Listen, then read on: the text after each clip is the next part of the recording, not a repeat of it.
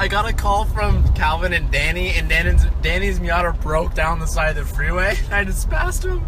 I brought some tools, we're gonna help him out. They're literally standing on the side of the freeway with the blue Miata hood popped up. Oh man, I'm weak right now. Woo! Look at these! Let's go! Yep, just another day in the life. Just going to the freeway.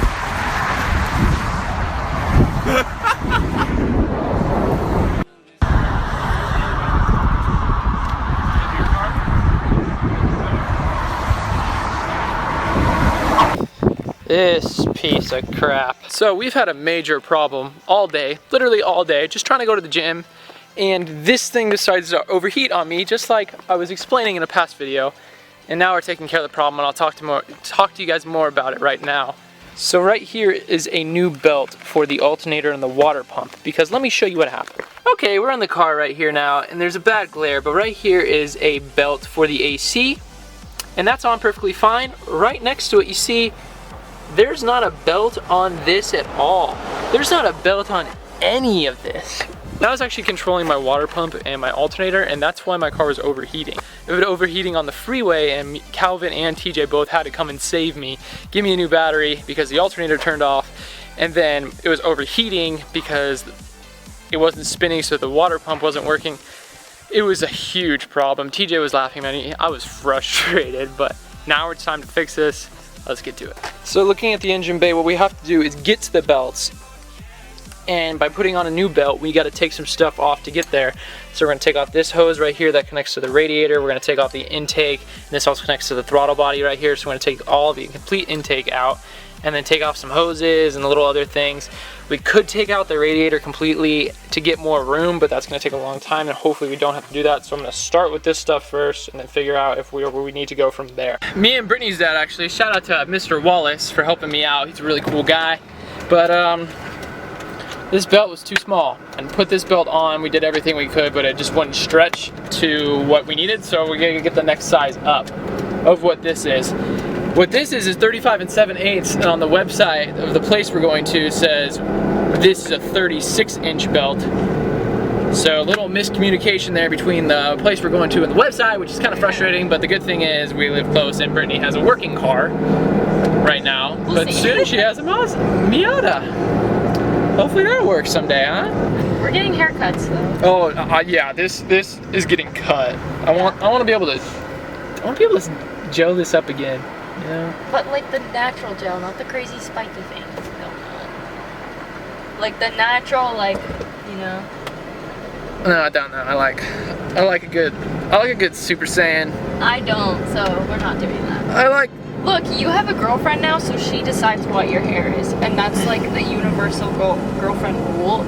Is once you have a girlfriend, she pretty much is going to become your stylist because men don't know how to style themselves. I find that quite insulting, brother Ferb. So right now this belt is gonna go right around there, and hopefully it's the right size. So we already took one of the other belts off to get to this belt. We attach it like right there, and then there's another little wheel down there, and then over here by the alternator. So once we get that, I'll show you guys. Sorry this part didn't record from earlier. I'm noticing that as I'm editing the video, so I'm gonna say the part that I said earlier. It'll make sense. I'm going to now explain what happened that whole beginning of the day where I didn't record, where you saw only a couple Snapchats from TJ. First, I got in my Mazda Miata around 8:40 a.m. thinking I was gonna go to the gym, meet up TJ, Calvin, Brittany, all of them at 9 o'clock. So I got in my car at 8:40 and I left, and about 10 miles into the drive, I saw the car started to overheat a little bit. So I took a side street, I stopped the car, and at idle, the car went back down right away, and I thought nothing of it after that. Then after that, when I got onto the freeway, I could only go a couple miles on the freeway till I was forced to pull over because it was getting too close to the H on the temperature gauge. So I pulled over on the freeway, I completely turned off the car, and I waited for the temperature to go down to hopefully then drive a little bit of ways to go to Brittany's house to park the car and find out what the problem was, and then take care of it, then be able to drive it home. I tried to turn the car on and the battery wasn't working, aka the battery was drained, the battery was dead. So that's when I called Calvin, because it was only a mile or two away from his house, and he came over with his battery, but he didn't bring one of the tools. We needed a deep socket 14 to take off the battery, negative side of the battery terminal, but he didn't have that. So that's when DJ came over to bring some more extra tools for us to take my battery out and put his Miata battery in so I could finally get to Brittany's house. So it took 3 sets of cars to just get me rolling. I did eventually get rolling, and then when I kept going, the car kept on getting hot after about a mile, so I had to get off on the shoulder every other mile just to make sure the car wouldn't overheat. Yes, I know this is probably a bad thing, but whatever, it happened. Okay, now you're gonna watch the rest of the video. So I was turning into Brittany's house, and Calvin's battery that he gave me wasn't the exact size I needed, and it popped off, so the car stalled because there was no power to the car because the alternator wasn't working, the battery wasn't on, so the car just died instantly there, which was, I didn't understand that at first. I didn't look at the battery terminal. I just thought the car overheated, the engine blew up, and it died. But I eventually found out that you just need to put the battery back on. Then we eventually got to Brittany's house. So it was really, really crazy. So the problems were that the alternator was not working correctly, and then the car was overheating. So I did a lot of research on forums, Miata forums specifically, and I found out that there is a belt that runs both the alternator and the water pump. So like I was going back before, I did find out that those pulleys, that was the problem. There was no belt on there, meaning the alternator was not working and the water pump was not working, AKA the car couldn't keep a charge because the alternator was not charging the battery, and the car was overheating because the water pump wasn't working. So a lot of time went, that was probably an hour of just looking up. And then I went to the store. I had to go to the store 3 or 4 different times. I had got 3 different pulleys because the ones I got just didn't work. Even though I looked up online of what the spec was supposed to be, it didn't work. And then I had to go to another store because I broke a bolt when I was reassembling everything, and I eventually got it back on. So it was a huge problem. I believe the Miata's okay now. I did drive it home and there was no overheating problem, and the alternator light on the car went away. So that is very good. So that's essentially what I went through that day. That was insanely bad day. I left my house at 8:40 and I eventually got everything installed in the car after around 6:40 p.m., which is crazy because of how long it took me to get to Brittany's house, and just the 3 different belts because the sizing was wrong on all of them. It was just a very, very bad day. But we have the Miata here now. I'm gonna make sure everything is running okay. I know the engine did get hot for a couple times, which is, I know, not a good thing. I probably shouldn't have been riding on it. But once it got to about 3/4 of the way, I just stopped. And I waited till it cooled down because I didn't want to ride on the H. I know it's still a bad thing to ride with it a little hot. You know what? You live and learn. So I want to thank you guys for watching the video. If you want to click off the video now, you can. I'm going to talk about Tuner Crate for the rest of it. It's going to be interesting because this Tuner Crate's actually pretty sick. Okay, so this month's Tuner Crate is actually really, really cool. And I'll tell you why. Because it's sponsored by Haggard Garage. And if you guys don't know who Haggard Garage is, it's another YouTube channel. And to be honest, I'd never watched a video until this Tuner Crate came out. But I watched a video yesterday while I was doing the Miata crap as well. Watched a video because I knew this Tuner Crate was Haggard Garage. And they have a really cool channel. They turboed a Miata for under $150.